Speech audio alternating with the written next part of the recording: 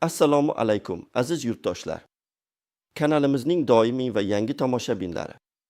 Bugungi videomizda pensiya ta'minoti tizimida yuz berayotgan minglab, balki millionlab keksa avlod vakillarini befarq qoldirmaydigan, hatto qattiq tashvishga solayotgan eng muhim masalalardan biri naqd pensiya tizimining bekor qilinishi. Keksa avlodimiz oz nafaqalarni endi qanday olishi va bu jarayondagi yuzaga kelishi mumkin bo'lgan navbatlar muammosi haqida barcha savollaringizga aniq va atroflicha javob topasiz. Bu nafaqat moliyaviy o'zgarish, balki butun bir avlodning hayot tarziga, kundalik rasm-rusumlariga ta'sir qiluvchi jiddiy masala. Tasavvur qiling, butun umringizni, yoshligingizni, kuch-quvvatingizni vatan taraqqiyoti yo'lida sarfladingiz. Kecha-yu kunduz demay mehnat qildingiz, farzandlaringizni katta qildingiz, ularga ta'lim berdingiz, el-yurt xizmatida bo'ldingiz. 30, 40, 50 yildan ortiqroq vaqt davomida, ayrimlaringiz hatto 60 yildan ko'proq muddatda shu jamiyatga fidokorona xizmat qildingiz. Sizning peshona teringiz bilan qurilgan binolar, ekilgan bo'klar, o'stirilgan hosillar bor. Har bir gishtda, har bir paxta tolasida, har bir yangi qurilgan maktab yoki shifoxonada sizning beqiyos mehnatingiz izi bor. Sizlar vatanimizning oltin zaxirasiz, tirik tarixsiz. Sizlar urushdan keyingi vayronaliklardan qad rostlashda, qishloq xo'jaligini ko'tarishda, sanoatni rivojlantirishda, mamlakatimizni mustaqillikka olib chiqishda va uning ilk qadamlarida bevosita ishtirok etdingiz. Sizlarning sadoqatingiz, matonatingiz va mehnatkashligingiz tufayli bugungi kunimiz obod, tinch va farovon. Mana endi keksalik chog'ida davlatdan oz qonuniy haqqingiz, nafaqangizni olish uchun navbat kutishga, turli qiyinchiliklarga duch kelishga majbur bo'lyapsiz. Bu adolatdanmi? Yillar davomida halol mehnatingiz evaziga olingan nafaqangizni olish uchun endi har safar uzoq va qiyin yo'l bosib o'tishingizga to'g'ri keladi. Bu shunchaki og'riqli emas, bu butun bir avlodning hurmati va qadriga qilinayotgan munosabat masalasidir. Shu yillar davomida boshdan kechirgan qiyinchiliklar, o'tkazgan tunlar, to'kkan zahmatlar yodingizdami? Sizningcha davlat bizning mehnatimizga qanday baho berish kerak?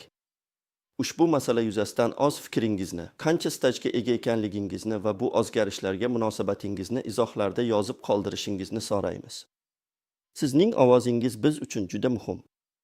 Har bir izoh, har bir hikoya ushbu muhim masalani yoritishda va tegishli organlarga yetkazishda bizga yordam beradi. Pensiya ta'minoti sohasidagi har qanday yangilik, qonunchilikdagi o'zgarishlar va sizning huquqlaringizni himoya qilish bo'yicha amaliy maslahatlardan birinchi bo'lib xabardor bo'lishni istaysizmi? Unda kanalimizga obuna bo'lishni unutmang. Qo'ng'iroqcha tugmasini ham bosib qo'ying. Shunda bizning yangi videolarimizni o'tkazib yubormaysiz. Chunki pensiya masalasi bugun dolzarb, ertaga undan ham dolzarbroq bo'lishi mumkin va biz sizga eng muhim ma'lumotlarni o'z vaqtida, to'liq va tushunarli tarzda yetkazishga intilamiz. Sizning huquqlaringiz har doim himoyada bo'lishi kerak va bu yo'lda biz sizga yordam berishga tayyormiz. Eslang, yaqin vaqtgacha nafaqa olish jarayoni qanday edi? Ko'pchilik uchun bu o'z uyga yaqin joylashgan pochta bo'limi orqali naqd pulda nafaqa olish imkoniyati edi. Ayrimlar uchun esa maxsus kassalar orqali naqdlashtirish imkoniyati mavjud edi. Bu tizim ko'pchilikni qoniqtirardi, ayniqsa bank kartalaridan foydalanishga qiynaladigan, internet bankingdan bexabar keksa avlodimiz uchun bu juda qulay edi. Nafaqaxo'rlar o'z pullarini o'zlari uchun zarur bo'lgan ehtiyojlarga, masalan, dorilar sotib olishga, kommunal to'lovlarni amalga oshirishga yoki nevaralariga shirinliklar olib berishga bemalol sarflashardi. Bu bir qator qulayliklar bilan birga kelardi. Uyga yaqinlik, tushunarlilik va xavfsizlik tuyg'usi. Ko'pchilik o'zining doimiy joyiga borib, tanish xodimlar bilan salomlashib, nafaqasini olib kelardi.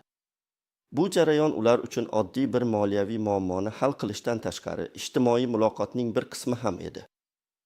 Har oyda bir marta pochta bo'limiga borish, tanish-bilishlar bilan hol-ahvol so'rashish, qisqagina suhbatlashish ular uchun muhim bir odatga aylangan edi. Nafaqa pulini qo'lingizda ushlash, uni ro'yxatsiz, ortiqcha xarajatlarsiz ishlatish imkoniyati bor edi.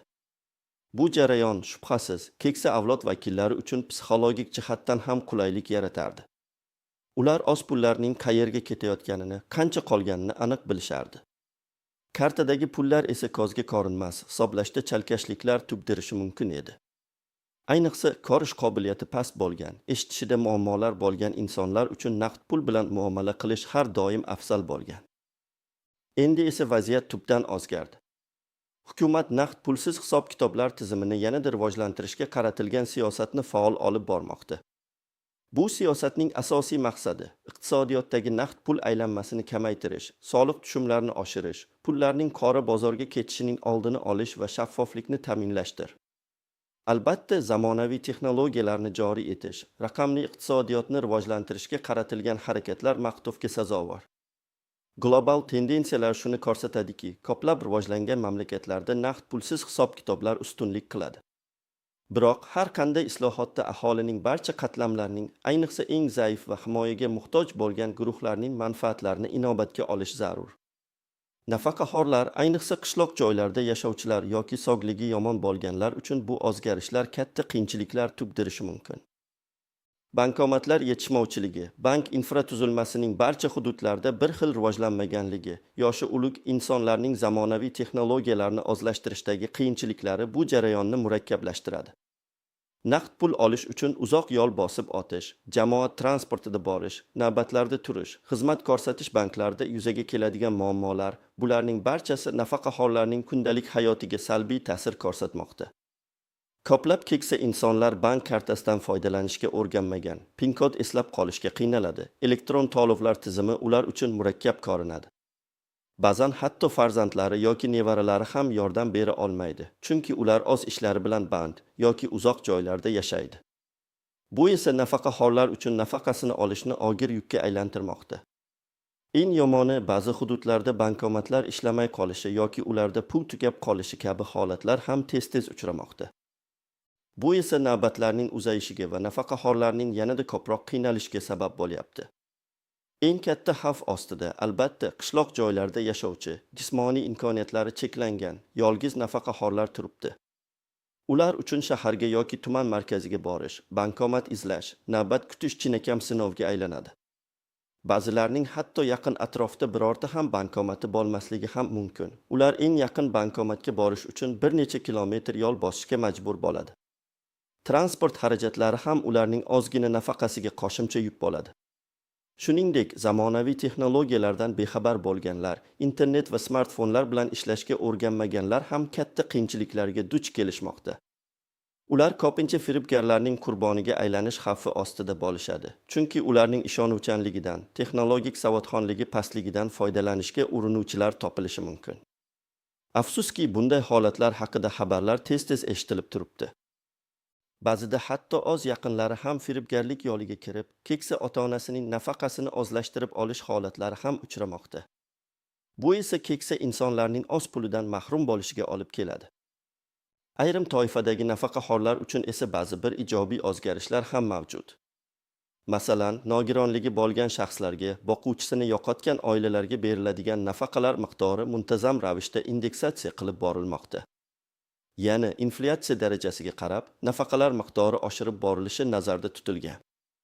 Shuningdek, qonunchilikka kiritilayotgan ba'zi o'zgarishlar ayrim toifadagi mehnat faxriylarining nafaqalariga qo'shimchalar kiritilishini nazarda tutadi.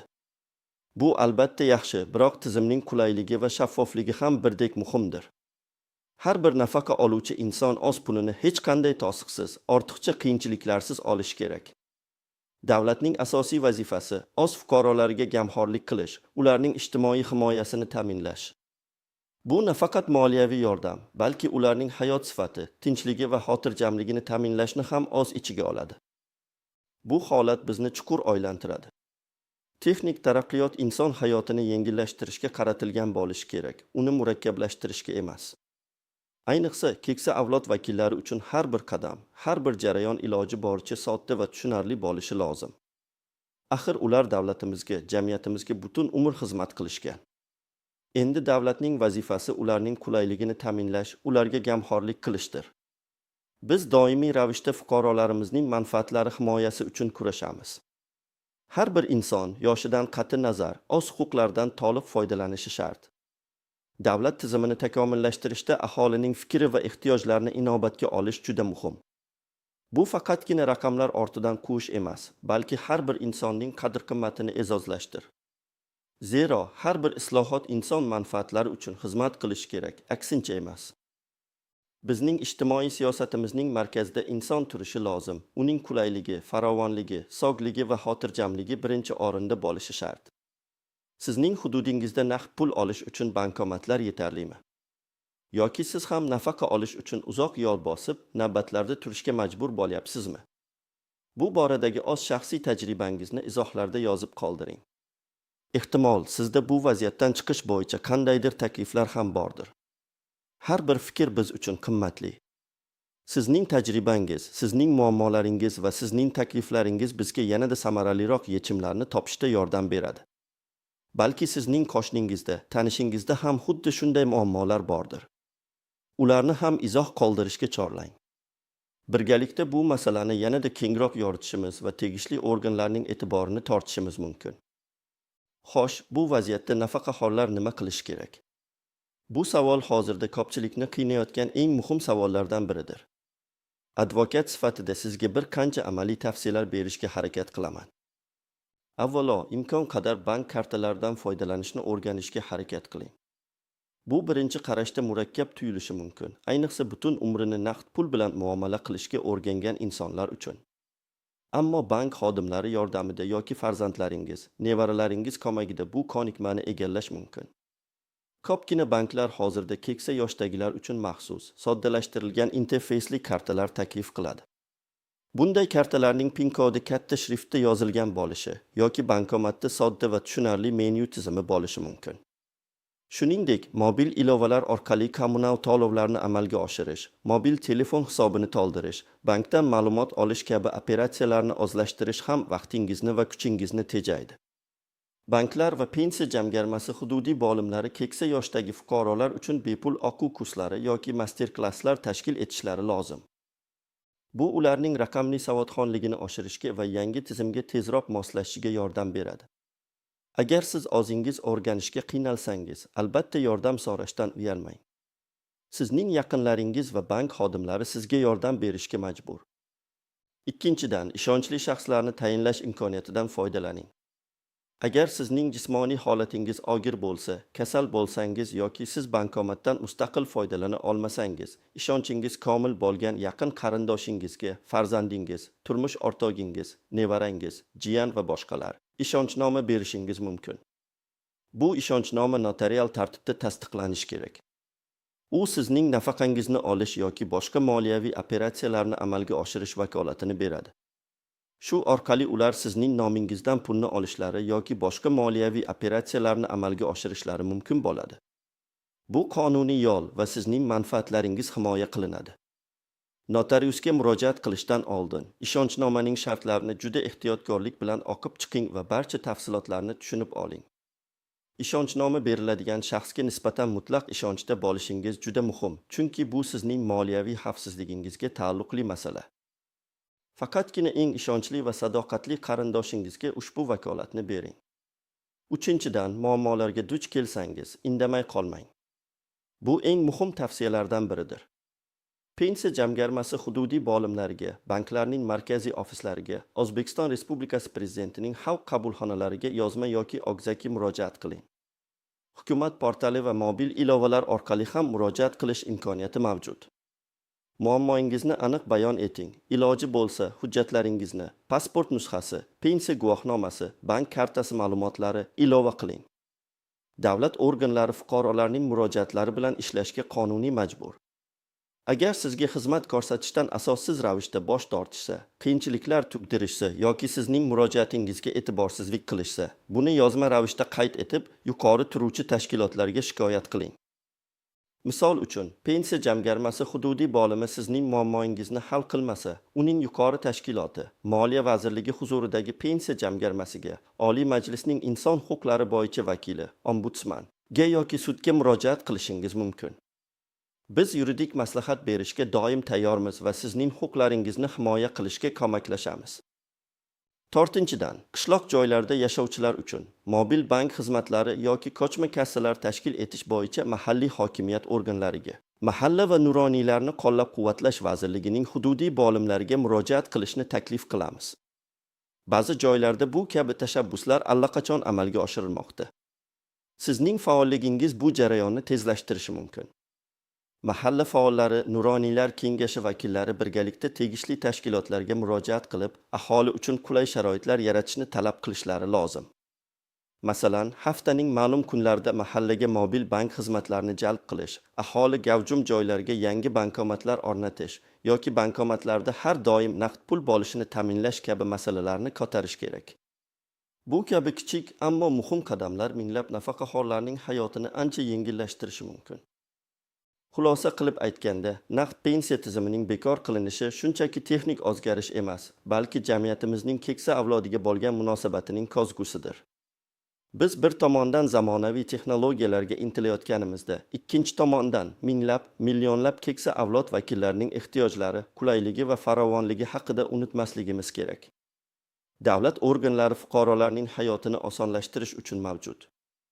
Shu sababli har bir amalga oshirilayotgan islohotda inson omili, ayniqsa keksa insonlarning o'ziga xos ehtiyojlari hisobga olinishi shart. O'zbekiston Respublikasi Konstitutsiyasi fuqarolarning ijtimoiy himoyasini kafolatlaydi va bu kafolat nafaqaxo'rlar uchun ham to'liq amal qilish kerak. Bizning jamiyatimizda keksa avlodga hurmat va ehtirom har doim ustuvor qadriyat bo'lib kelgan. Bu qadriyatlar faqatgina so'zda emas, balki amalda ham o'z aksini topishi lozim. Shu nuqtai nazardan savol tugiladi. Endi qariyalar pulini qanday oladi? Navbatlar tugaydimi yoki aksincha uzoq va qiyin navbatlar yangi reallikka aylanadimi? Bu savollarga javobni siz izohlarda yozib qoldiring. Bu boradagi fikringiz, tajribangiz va takliflaringiz biz uchun juda muhim. Unutmang, sizning ovozingiz, bu sizning huquqingiz. Biz barchamiz birgalikda bu masalaga jamoatchilik e'tiborini tortishimiz va oqilona, insonparvar yechim topishimiz mumkin. O'z fikrlaringizni baham ko'ring va ushbu videoni boshqa nafaqaxo'rlarga, do'stlaringiz va qarindoshlaringizga ham ulashing, to'kich ular ham o'z fikrlarini bildirishsin. E'tiboringiz uchun rahmat.